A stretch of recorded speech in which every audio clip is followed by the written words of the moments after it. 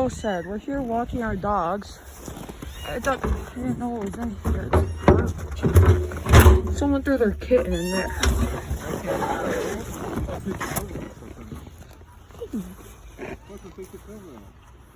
No, it's stuck. Come on. You got it? Come on. Oh. Come on, baby. No. Come on. Come on. Could I open it more with this? You got it? Huh? Yeah. Okay, sweetie.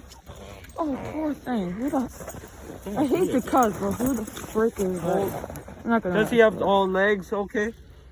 Oh my god. Someone deserves to go to actual, like, help. Is his legs okay? Yeah, let me put him in my jacket. What's going on, guys? Just chilling with this little guy in the bathroom because my brother and my dad are, like, really allergic. I just feel so bad. He's, like, kind of shaking. I don't know if he's scared because it's pretty warm in here, so I don't think he's cold. So my friend normally fosters cats, so he's gonna come and take him. But it's just so sad that someone would be so sick to throw this very tiny kitten. Like, he fits in the palm of my hand. Like, I mean, he's old enough to where he can open his eyes and stuff, but, like,